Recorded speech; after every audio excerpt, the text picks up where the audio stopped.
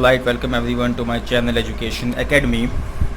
और पिछली वीडियो में हम लोगों ने डिटर्मिनेंट्स ऑफ सप्लाई के बारे में पढ़ा था। इस वीडियो में हम लोगों को लॉ ऑफ सप्लाई के बारे में पढ़ना है। तो लॉ ऑफ सप्लाई भी बिल्कुल उसी तरह से जैसे लॉ ऑफ डिमांड है, बस लॉ ऑफ डिमांड में रिलेशनशिप प्राइस और डिमांड का जो होता है वो अपोजिट होता है, इनवर्स होता है। लॉ ऑफ सप्लाई में जो रिलेशनशिप होगा प्राइस का और सप्लाई का, वो पॉजिटिव होगा या फिर डायरेक्ट होगा। तो लॉ ऑफ सप्लाई कहता है क्या है, डेफिनेशन क्या, जल्दी से हम लोग इसको पढ़ लेते हैं, उसके बाद आगे बढ़ते हैं। तो लॉ ऑफ सप्लाई बहुत सिंपल सी बात करता है। लॉ ऑफ सप्लाई पहली बात तो समझ तो बताता क्या है। लॉ ऑफ सप्लाई, ये LOS का मतलब लॉ ऑफ सप्लाई है, shows the relationship between price of a commodity and its quantity supplied. क्या बताता है, किसी कमोडिटी की प्राइस में उसकी क्वांटिटी सप्लाइड के बीच में क्या रिलेशनशिप है। इस रिलेशनशिप को हम लोग लॉ ऑफ सप्लाई के ज़रिए समझते हैं। The law of supply states that other things remaining constant. Other things का मतलब जितने भी फैक्टर्स आप लोगों ने पढ़े होंगे अभी लास्ट वीडियो में डिटर्मिनेंट्स ऑफ सप्लाई में, तो वो जितने भी डिटर्मिनेंट्स हैं उनको कांस्टेंट रहना अज्यूम कर लेता है, ठीक है, प्राइस के अलावा। Quantity supplied of a commodity increases with increase in the price and decreases with the fall in its price. क्या कहता है कि जितने भी अदर फैक्टर्स हैं ये सारे के सारे अगर कांस्टेंट रहते हैं, यानी कि आप लोगों ने जो कुछ भी इससे पहले पढ़े हुए हैं, गोल ऑफ द कंज्यूमर और the technique of production, expectations about future prices, ये जितने भी डिटर्मिनेंट्स हैं इन सबको कांस्टेंट मान लिया जाता है। और इन सबको कांस्टेंट मान के लॉ ऑफ सप्लाई क्या कहता है, लॉ ऑफ सप्लाई कहता है that there is a positive relationship between price of a commodity and its quantity supplied. तो अगर प्राइस बढ़ती है तो क्वांटिटी सप्लाइड भी प्राइस के बढ़ने के रिस्पॉन्स में बढ़ेगी, एंड इन केस प्राइस घटती है तो क्वांटिटी सप्लाइड भी किसी कमोडिटी की रिस्पॉन्स में प्राइस के घटने के घट जाएगी।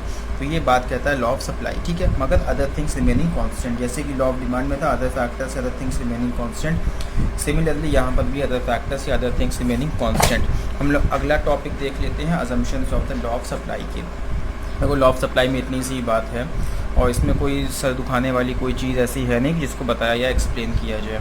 हाँ, इसके बाद का जो चैप्टर है, चैप्टर नंबर 6, उसमें कुछ चीज़ें, कुछ ग्राफ्स वगैरह मुश्किल है, वो मैं आप लोगों को यहाँ पर लाइव बता करके समझा दूँगा। बट लॉ ऑफ सप्लाई में सिर्फ इतनी सी बात है, जो कहता है वो मैंने आप लोगों को बता दिया। आई होप कि समझ में आ गया होगा। स्टिल यार तुम लोग कमेंट सेक्शन में पूछ लिया करो, तुम लोग पूछते ही नहीं हो, ऐसा लगता है कि सब कुछ तुम लोगों को पहले से ही आता हो। खैर चलो आगे बढ़ते हैं। Assumptions of the law of supply के बारे में बात करते हैं हम लोग, ठीक है। यहाँ पर अब देखो, यहाँ पर हम लोग को बात करना है अजम्पशंस के बारे में। तो अजम्पशंस में एक बात तो हम लोग मान कर चल रहे हैं ना कि ये जो अदर थिंग्स रिमेनिंग कांस्टेंट है, यही अजम्पशंस है। तो जितने भी अदर थिंग्स हैं उन सबको हम लोग कांस्टेंट मान लेते हैं। कांस्टेंट का मतलब जिसमें कोई चेंज नहीं हो रहा है। तो यहाँ पर इस नो चेंज को हम लोग हर जगह मान लेते हैं कि रहेगा ही। तो no change in input price की पहला अजम्पशन हम लोग मान लेते हैं कि भाई इनपुट प्राइस में कोई चेंज नहीं हो रहा है। इनपुट प्राइस का मतलब कॉस्ट ऑफ प्रोडक्शन भी कह सकते हैं कि इनपुट प्राइस में या कॉस्ट ऑफ प्रोडक्शन में किसी भी प्रकार का कोई चेंज नहीं हो रहा है, ठीक है। तो जितनी इनपुट प्राइस थी बस उतनी ही है, क्योंकि हम लोगों को पता है कि इनपुट प्राइस का रिलेशनशिप कैसा होता है, तो इसको हम लोग कांस्टेंट मान लेते हैं। दूसरा देख लो यार, no change in goal of the firm, ठीक है। फर्म का जो गोल है, जो मकसद है, उसमें कोई चेंज या कोई शिफ्ट नहीं होना चाहिए। अगर प्रॉफिट मेकिंग का मकसद है तो उसी लिहाज से रहें, अगर सेल्स मैक्सिमाइजेशन का मकसद लेकर के चल रही है फर्म तो उसी मकसद पे, उसी गोल पर रहे। तो कोई चेंज, मतलब इस ड्यूरेशन में कोई चेंज नहीं होना चाहिए। सिमिलरली टेक्निक ऑफ प्रोडक्शन में भी कोई चेंज नहीं होना चाहिए। और जितने भी आप लोगों ने डिटर्मिनेंट्स पढ़े हैं उन सारे के सारे डिटर्मिनेंट्स में कोई चेंज नहीं होना चाहिए, ठीक है। और क्या है, no change about the expectations of the future prices of the commodity and there is no change in price of related goods. चौथा वाला हम लोग लिख देते हैं, no change in price of related goods. बाकी तुम लोग समझ लेना यार, इसमें कुछ ऐसा खास तो है नहीं। तो हम लोग बस यही पढ़ते हैं। लॉ ऑफ सप्लाई तुम लोगों का कंप्लीट हो गया अजम्पशन से इतने से। और लॉ ऑफ सप्लाई इतनी सी बात कहता है कि लॉ ऑफ सप्लाई क्या कहता है कि प्राइस और क्वांटिटी सप्लाइड के बीच में पॉजिटिव रिलेशनशिप होता है। प्राइस बढ़ेगी तो क्वांटिटी सप्लाइड बढ़ जाएगी, घटेगी तो क्वांटिटी सप्लाइड घट जाएगी। ये सारे के सारे अजम्पशंस हैं कि इन सब चीज़ों में कोई चेंज नहीं होना चाहिए। अब हम लोग यार सवाल ये है कि अजम्पशंस को क्यों लेकर के चलते हैं। देखो सप्लाई जो हो रही है ना, वो इफ़ेक्टेड हो रही है मल्टीपल रीज़न से। सप्लाई जो है वो इनपुट प्राइस से भी इफ़ेक्टेड होती है, ठीक है।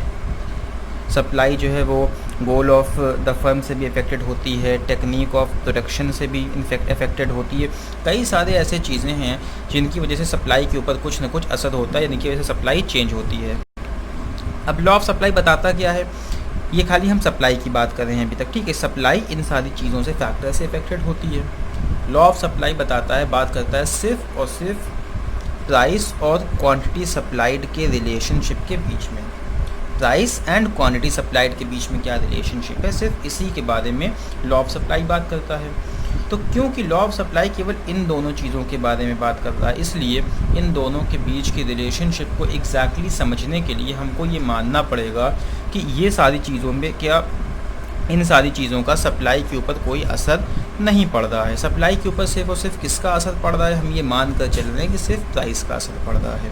तो प्राइस का असर कुछ यूँ पड़ रहा है, प्राइस के बढ़ने पर सप्लाई बढ़ जा रही, प्राइस के घटने पर सप्लाई घट जा रही है, ठीक है। तो सिर्फ इन दोनों के बीच की रिलेशनशिप को समझने के लिए हम लोग ये अज्यूम कर लेते हैं कि जितने सारे और डिटर्मिनेंट्स हैं उनमें कोई चेंज नहीं हो रहा है। Okay, so this was our law of supply. इस वीडियो को हम लोग एकदम छोटी रखते हैं, शॉर्ट रखते हैं। अगले टॉपिक में हम लोग सप्लाई शेड्यूल के बारे में पढ़ेंगे, ठीक है। बहुत सिंपल है यार, सप्लाई शेड्यूल बहुत ही आसान है। ये छोटी सी वीडियो है, आप लोगों के लिए हेल्पफुल रहेगा और देख करके आप लोगों को भी आसान लगेगा, या चलो छोटे में कवर हो गया। ओके, चलो फिर मिलते हैं अगली वीडियो में। और यार वो याद दिलाना था कि वीडियोस को यार लाइक कर दिया करो अगर पसंद आए तो, और चैनल को सब्सक्राइब करना मत भूलना, और शेयर कर दो अपने फ्रेंड्स के बीच में। इट्स फ्री ऑफ कॉस्ट यार, उनको भी फ़ायदा होगा।